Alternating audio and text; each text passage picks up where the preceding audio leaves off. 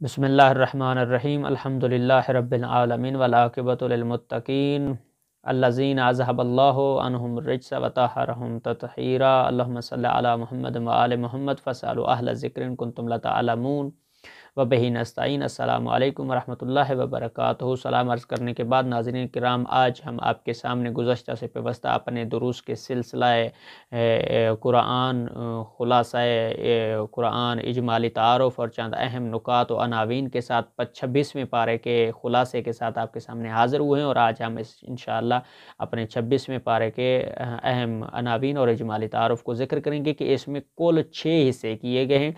ایک تو سورۃ الاحقاف مکمل یہاں پہ اس کا خلاصہ بیان کریں گے، اور سورہ محمد کا مکمل خلاصہ، سورہ فتح کا مکمل خلاصہ، اور سورۃ الحجرات کا مکمل خلاصہ اور نکات، اور اس کے بعد سورہ کاف کا مکمل خلاصہ اور چند اہم نکات جو ہے وہ ذکر کریں گے، اور چھٹے نمبر پر جو ہے سورۃ الذاریات کا ابتدائی حصہ یہاں پہ ذکر کریں گے، اس کا آخری حصہ جو ہے وہ ہم انشاءاللہ 27ویں پارے میں اس کو ذکر کریں گے۔ اور سورہ احقاف میں کئی باتیں جو ہے وہ ذکر کی گئی ہیں۔ پہلے یہ کہ والدین کے ساتھ حسن سلوک کا بیان کیا گیا ہے کہ ان کے ساتھ کیسے ہم نے جو ہے وہ اچھے برتاؤ کے ساتھ پیش آنا ہے، ان کا احترام کرنا ہے، ان کی اطاعت کرنی، ان کا کہنا ماننا ہے، اور ان کی خدمت کرنی، اور ان کے فرائض کو اپنی زندگی میں اپنی ذمہ داری سمجھ کر انجام دینا ہے، ایسے کہ جیسے ہم کہتے ہیں رب ارحمہما کما ربیانی صغیرہ، کہ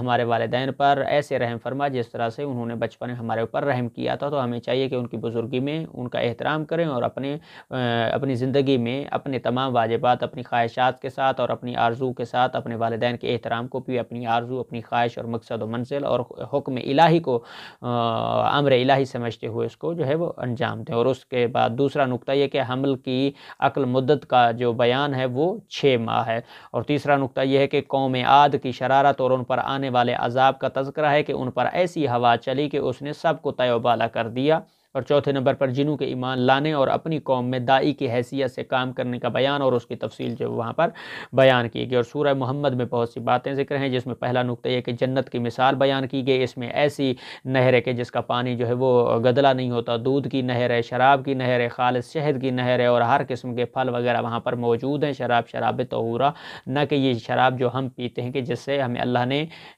منع فرمایا ہے، جو کہ حرام ہے، جو آج کل کے معاشرے میں اس کو جائز کر کے یا فیشن سمجھ کے استعمال کیا جاتا ہے۔ یہ نافرمانی خدا ہے، بلکہ یہ شراب وہ شراب ہے جو جنت میں جس کی نہریں ہوں گی، جو خدا کی طرف سے مختص کی گئی ہے مسلمانوں اور مومنوں کے لیے کہ ان کو عطا کی جائے گی۔ شراب طہورہ ہے جو پاک ہے اور خدا کی طرف سے ایک نعمت کے طور پر ان کو عطا کی جائے گی۔ اور دوسرا نقطہ یہ کہ آدمی جب مال پا جاتا ہے یا سرداری اور منصب کا مالک ہو جاتا ہے تو رشتے کو نہیں نبھاتا، بلکہ اپنی اس مادیت میں اتنا کھو چکا ہوتا ہے کہ کن کی دعاؤں سے اور کن کے توسط سے، کن کی مدد سے اور کس کی وجہ سے خدا ہمارے اوپر راضی ہو کر ہمیں یہ مال و ثروت اور یہ ساری چیزیں ہمیں عطا کی ہیں۔ اور تیسرے نمبر پر اللہ اور اس کے رسول صلی اللہ علیہ وآلہ وسلم کی مخالفت اعمال کی بربادی کا ذریعہ ہے، کہ جو بندہ بھی رسول خدا صلی اللہ علیہ وآلہ وسلم کے امر کی نافرمانی کرے گا، لاپرواہی کرے گا، اطاعت نہیں کرے گا، حکم نہیں مانے گا، تو وہ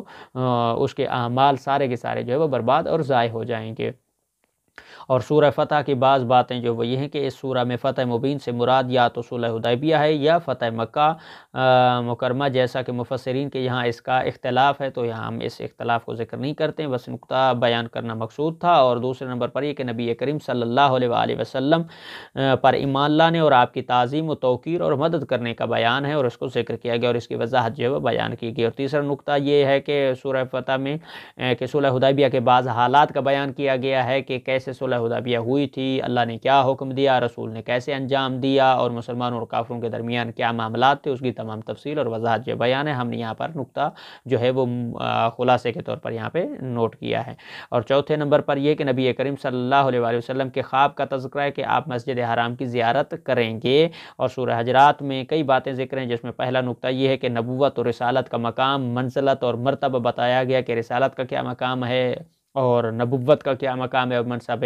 نبوت اور رسالت میں فرق کیا ہے، اور اللہ نے کیا مقام رسالت کو عطا کیا، رسول کو عطا کیا، اور کیا نبی کو عطا کیا۔ چونکہ بعض ہمارے پاس نبی ہیں، بعض جو ہے وہ رسول ہیں، بعض ایسے نبی ہیں جن کو نبوت بھی ملی ہے، رسالت بھی ملی ہے، بعض ایسے نبی ہیں جن کو فقط نبوت ملی ہے، بعض ایسے ہیں جن کو نبوت اور رسالت و امامت بھی عطا کی گئی ہے۔ جس طرح جناب ابراہیم علیہ الصلوۃ والسلام جو کہ نبی بھی ہیں، امام بھی ہیں اور رسول بھی ہیں، اور ہمارے اپنے نبی حضرت محمد مصطفیٰ صلی اللہ علیہ وآلہ وسلم جو ہے وہ نبی بھی ہیں، رسول بھی ہیں اور امام بھی ہیں۔ اور اسی طرح سے دوسرا یہ کہ دو جماعتوں کے درمیان اختلاف کی صورت میں اصلاح کی کوشش اور بغاوت کرنے والی جماعت کے مد مقابل جو ہے وہ کھڑے ہونا، یہاں تک کہ وہ راہ راست پر آ جائے۔ اور تیسرا نقطہ یہ کہ سماج کو تباہ کرنے والی بعض صفات کا بیان کہ ان سے بچنا چاہیے، جیسے غیبت ہے وہ نہ کی جائے، چغلی نہ کی جائے، بدگمانی نہ کی جائے، سخریہ اور برے القاب سے جو ہے وہ خطاب نہ کیا جائے، کسی کو پکارا نہ جائے، جیسے ہم جو ہے وہ نام بگاڑ کے پکارتے ہیں یا کوئی ایسے بیہودہ اور بالکل ہی غلط الفاظ استعمال کرتے ہیں کسی کو پکارنے کے لیے یا اس کی توہین کرنے کے لیے، اس کی عزت نفس کو مجروح کرنے کے لیے کہتے ہیں، تو وہ قرآن میں ہمیں اللہ صریحاً جو ہے وہ منع فرما رہا ہے، ہمیں روک رہا ہے کہ کسی کو برے القاب سے خطاب کر کے نہ پکارا جائے۔ اور اسی طرح سورہ کاف کی چند باتیں جو وہ یہ کہ قیامت کا بیان ہے کہ مرنے کے بعد دوبارہ زندہ کیا جائے گا، اور دوسرا نقطہ یہ کہ قوم نوح اصحاب الراس کے بارے میں ہم اپنا الگ درس جو ہے وہ ریکارڈ کر چکے ہیں، اور وہ ان قرآن کے 30 اجمالی پاروں کے خلاصے سے ہٹ کے الگ درس ریکارڈ کر چکے ہیں کہ اصحاب راس کون تھے، ان کو اصحاب راس کیوں کہا جاتا تھا، وہ کون کون تھے، اس کا واقعہ، اس کی تفصیل جو ہے ہم اپنے پہلے دروس میں اس کو ذکر کر چکے ہیں۔ اور اس کے بعد سمود و عاد، فرعون اور اخوان لوط کی تکذیب کا بیان کیا گیا ہے، اور اس کی وضاحت جو ہے وہ ذکر کی گئی، اور جہنم کی کشادگی اور جنت کی قربت کا تذکرہ کیا گیا ہے۔ اور چوتھے نقطے میں آخرت کے میدان میں کس طرح لائے جائیں گے اور مشرکین کو کیسے عذاب شدید میں ڈالا جائے گا، اس کا بیان، اس کی وضاحت اور اس کی تفصیل جو ہے وہاں پر